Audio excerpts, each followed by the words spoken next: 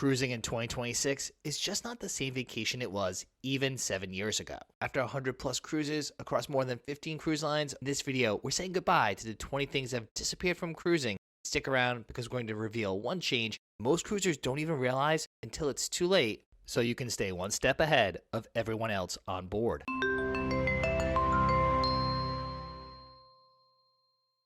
Welcome aboard. I'm Don B from Eat, Sleep, Cruise, and few things define the classic cruise experience quite like Lobster Night in the main dining room. That one magical night toward the end of the cruise where you felt like the cruise line was doing something genuinely special for you. Well, that era is largely gone. Most cruise lines have quietly pushed lobster off the main dining room menu, regulating it to specialty dining or as a premium add-on. Norwegian Cruise Line has pulled lobster from its main dining room fleetwide. Princess Cruises inconsistently offers it on Gala Night. Even Disney Cruise Line's newest ship doesn't have lobster at its most upscale dining room. On lines such as Royal Caribbean and Celebrity, lobster tail typically appears once on the menu on a 7-day plus cruise, but if you want a second, expect an upcharge of around $17. Likewise, Carnival also charges additional fees. Some premium cruise lines still include it, but if you're sailing a mainstream line and expecting unlimited lobster one evening, you might be disappointed.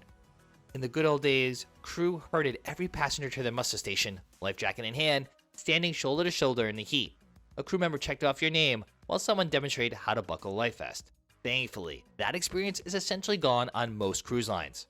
And this is one change we're fully celebrating. Today, most major cruise lines offer an e-muster instead. You watch a safety video on your stateroom TV or through the cruise line's app, then make a quick stop at your muster station for a brief check-in. The whole process takes about 10 minutes. The notable exception is Disney Cruise Line, which still conducts a traditional in-person muster drill. Regardless, compliance remains mandatory everywhere, and the ship will not sail until every passenger checks in. But the days of standing in a crowded, sweaty stairwell on embarkation day are largely behind us. Once upon a time, cruise lines would surprise loyal guests with an unexpected upgrade. You'd book an ocean view cabin and get a notification that you've moved to a balcony or even a suite at no extra charge before sailing. It was one of cruise's great unexpected pleasures. Today, the upgrade ferry has been replaced by an algorithm. Most major cruise lines use automated bid-based systems to fill premium cabins. Royal Caribbean has Royal Up, Celebrity has Move Up, and Norwegian has a similar program. Weeks before your cruise, you receive an email inviting you to bid on a better cabin. The result is that cruise lines now monetize what used to be a complimentary perk. Those nicer cabins that once went to loyal or lucky cruisers are now a revenue opportunity. Technically, you can still score an upgrade, but nothing about submitting a bid feels magical. Not long ago, your stateroom attendant serviced your cabin twice a day. In the morning, they cleaned and refreshed your room.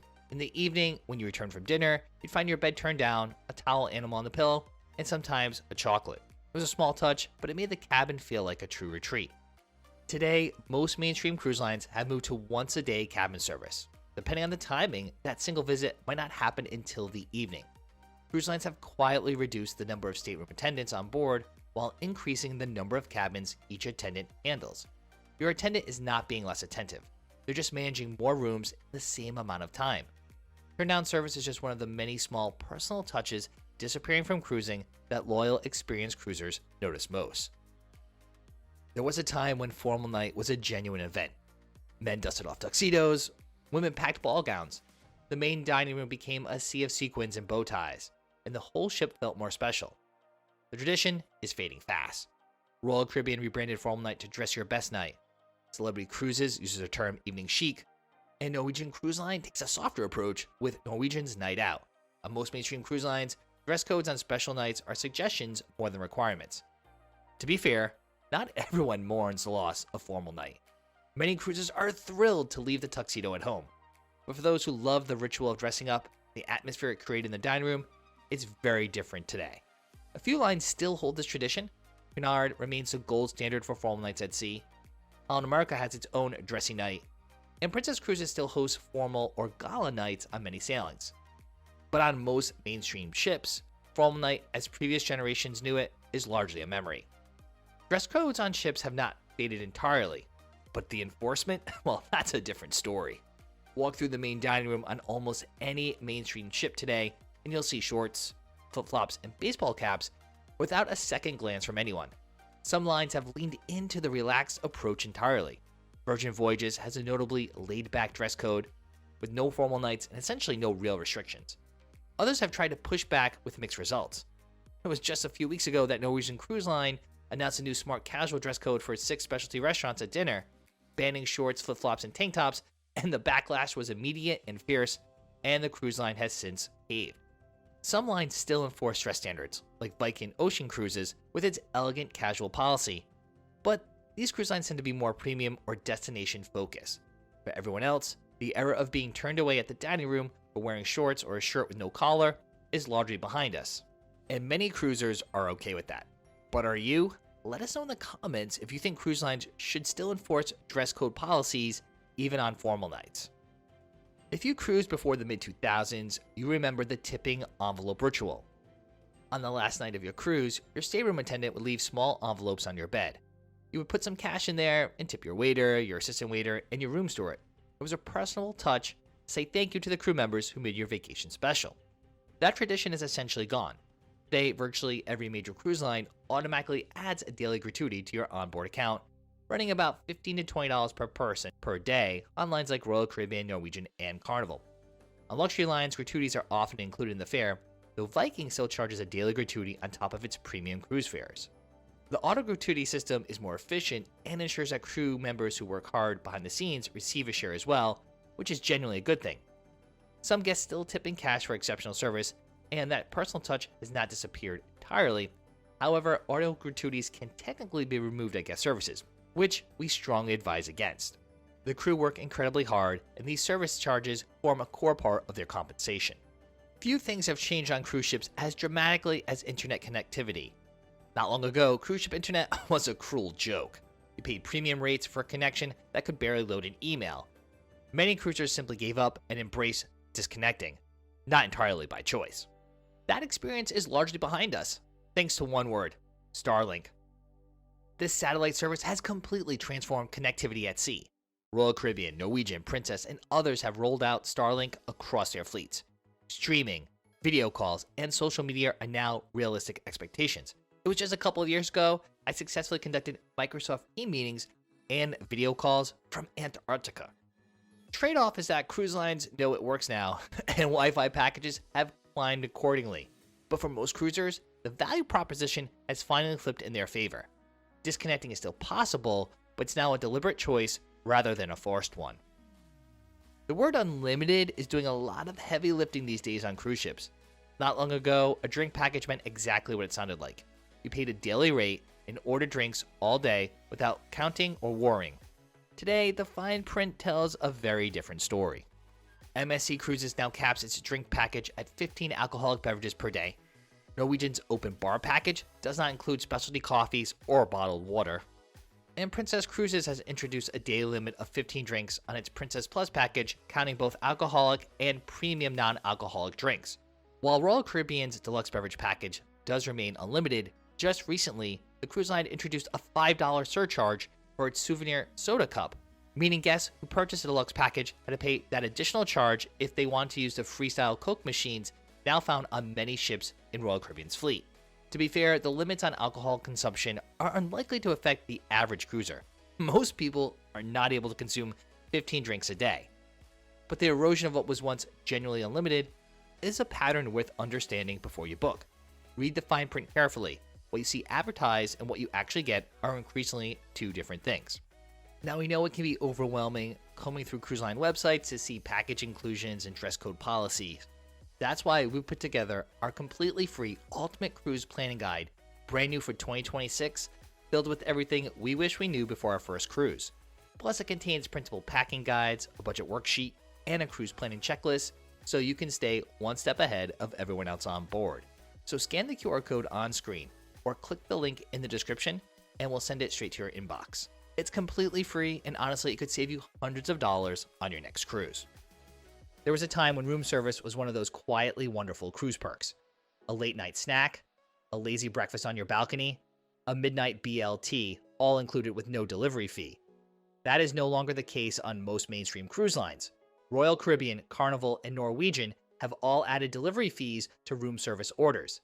Holland America Line still offers a complimentary hot breakfast through room service, whereas Disney Cruise Line, Viking, and Oceania do include room service in its base fares. Princess Cruises includes room service delivery as part of its premier package. For everyone else, free room service is another perk disappearing from cruising on mainstream lines. Factor those fees into your budget, or take advantage of the many complimentary dining venues on board instead. Not long ago, the pitch for a cruise was simple. You paid one price and everything on board was included. That all-inclusive spirit was one of cruising's greatest selling points. That pitch is getting harder to make with a straight face. Carnival's Bolt roller coaster is an upcharge experience. Norwegian charges guests to use the racetrack on several ships. Even mini golf now costs an extra $5 per person on Norwegian Aqua and Norwegian Luna. Royal Caribbean's Crown's Edge experience on Icon and Star of the Seas also carries an additional fee. Escape rooms, specialty fitness classes, and cooking demonstrations are increasingly moving to a paid model as well. That said, today's ships offer more activities than ever before. Trivia, game shows, flowrider surf simulators, sports courts, water parks, and live entertainment remain complimentary on most ships. The quantity of free things to do has never been greater. It is just that the cruise lines have identified the most exciting new attractions as revenue opportunities, and the all-inclusive promise is quietly shrinking.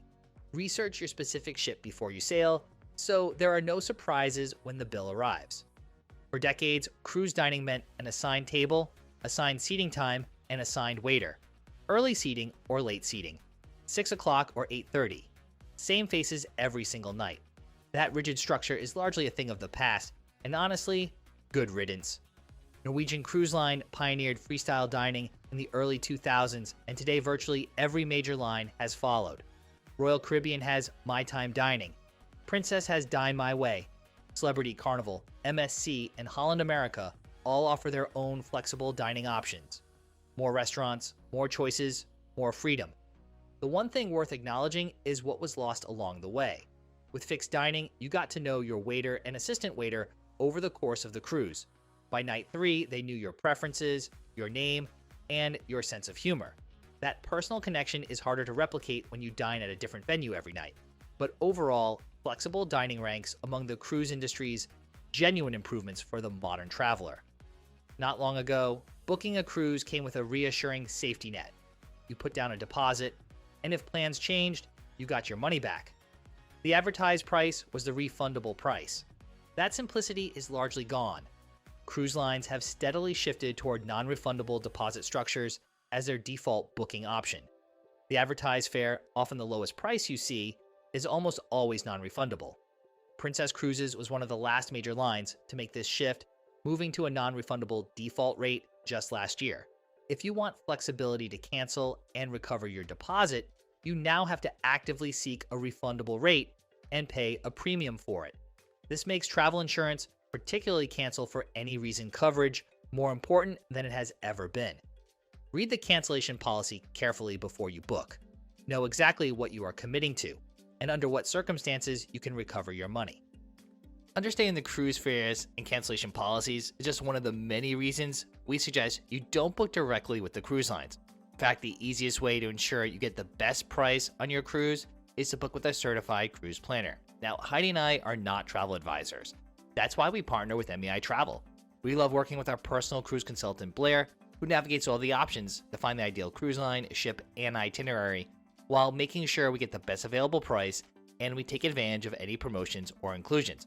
And there's never a fee to book with MEI Travel. So scan the QR code on the screen right now to get your free, no obligation quote and start planning your next great adventure. Another thing disappearing from cruising is the freedom to order without limits in the main dining room. 2 entrees? No problem. Did not love your first choice? Order something else. Nobody was counting and nobody was charging. That freedom is quietly eroding. Norwegian now charges a $5 fee for additional entrees. Carnival allows 2 entrees before an additional charge kicks in. MSC has implemented similar restrictions. Royal Caribbean charges for additional lobster tails on Gala Night, as we noted earlier. On most lines, appetizers and desserts still remain unlimited. The restrictions are primarily focused on entrees. For most cruisers, 1 entree per night is sufficient. But for those who love the freedom of ordering 2 dishes to compare, that choice now comes at a price on several major lines. If you have been cruising for any length of time, you know the ritual. The Royal Caribbean Compass, the Princess Patter. the Carnival Fun Times. You would flip through it over a nightcap and plan your next day. That nightly ritual is largely disappearing. Most major cruise lines have moved their daily newsletters to a digital format through the cruise line's app. If you want a printed copy, you can request one at guest services, though availability is not always guaranteed. When they are available, some ships print them in such a small format they are barely legible. The cruise lines frame the change as an eco-friendly initiative, but it is difficult to take that argument seriously when your cabin still receives daily art auction flyers, gemstone seminar invitations, and a seemingly endless parade of promotional materials for onboard shopping events. For many cruisers, particularly those comfortable with technology, the app works just fine. But for experienced sailors who love that nightly ritual, something genuinely nice has been lost. There was a time when cruise entertainment meant a comedian, a magician, and a review show the ship had been running for 15 years. That era is over, and this is one disappearing act worth celebrating. Royal Caribbean's Icon and Star of the Seas feature full Broadway productions, aqua theater shows, and ice skating spectaculars. Norwegian has shifted to original productions built around iconic artists like Prince and Elton John. Carnival's playlist productions represent a genuine step forward from generic review shows. MSC is raising the bar with rock concerts and large-scale spectacles on its newest ships. Celebrity, Virgin Voyages, and Princess have all developed signature shows that give each line its own distinct identity. The competition among cruise lines for the most impressive entertainment has genuinely benefited cruisers. What you experience on board today rivals what you would find in major cities on land. That said, not every ship has kept pace. Knowing your specific ship before you book still matters enormously. Not long ago, navigating a cruise ship meant navigating clouds of cigarette smoke. Casino floors were particularly notorious, and smoke drifting from a neighboring balcony was a frustratingly common complaint. That experience has largely disappeared, and most cruisers are grateful. Most ships have moved smoking to a single designated outdoor area. Casino smoking has been eliminated or significantly restricted on most mainstream lines. Smoking in your cabin or on your private balcony is now prohibited across virtually every major cruise line, with violations resulting in significant fines. If you are a smoker, research your specific cruise line's policy before you book. The rules vary, but the overall industry direction is clear. Smoking areas on board are shrinking, and that trend is not reversing. Cabin design is one of the most exciting things that has changed on cruise ships in recent years. Where older ships were built with a large proportion of interior cabins, today's newest vessels carry far more ocean view and balcony staterooms. More guests than ever before are waking up to a view of the ocean right outside their window. For those who still book interior cabins, the experience has improved significantly. Disney Cruise Line pioneered the virtual porthole, giving interior cabins a real-time video feed of the ocean. Royal Caribbean's virtual balconies deliver a similar experience on several ship classes. Celebrity's infinite veranda cabins on Edge-class ships have reimagined the traditional ocean view and balcony cabin into a hybrid experience. Beyond views, cabins across all categories have grown more sophisticated. Better temperature control, mood lighting, more USB and power outlets, and televisions with live programming and on-demand movies mean even the most modestly priced stateroom today offers upgraded conveniences found in most on-land accommodations. There used to be something quietly magical about going on a cruise. Once the ship left port, you were genuinely unreachable. No emails, no news alerts, no notifications. The ocean created a natural boundary between you and the rest of the world, and for many cruisers, that enforced disconnection was one of the most valuable parts of the experience. That is gone now. Starlink and ship-wide Wi-Fi have made full connectivity the expectation rather than the exception, but even cruisers who choose not to purchase a Wi-Fi package can no longer fully escape their phones. Cruise lines now require guests to use their apps for dining reservations, daily activity schedules, shore excursion bookings, onboard account access, virtual queues, and the muster drill. Your phone is no longer optional. It is a required tool for navigating the modern cruise experience. Disconnecting from social media and email is still entirely possible, but putting your phone away entirely? That is no longer really an option. We saved this one for last, and it might be the most controversial item on the entire list. This one is not about what the cruise lines have taken away. It is about what we as passengers have lost together. There was a time when an unspoken code of conduct existed on board. Passengers were courteous, considerate, and respectful of shared spaces. People waited their turn for elevators. Pool deck chairs were occupied by people actually using them. Dress codes were followed without enforcement. That culture has eroded noticeably. Chair hogging is one of the most frequently complained about issues across every major cruise line. Guests claim loungers with a towel and a flip-flop at 7 in the morning and disappear for hours. Cutting in line at the buffet or show queues is a daily occurrence.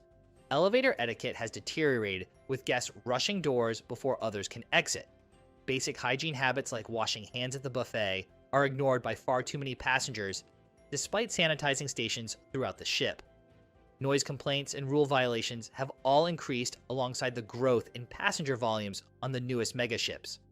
Larger ships mean more passengers, more crowding, and more friction. But the shift in passenger behavior is real, and experienced cruisers notice it immediately. The good news is that most cruisers remain wonderful, friendly, and considerate travel companions. And to help you ensure you're not one of the offenders, click or tap on our cruise etiquette video right here on YouTube. In that video, we break down the unwritten rules of cruising, so you'll know exactly what to do while on board, so whether it's your first or 50th voyage, your next cruise will be smooth sailing.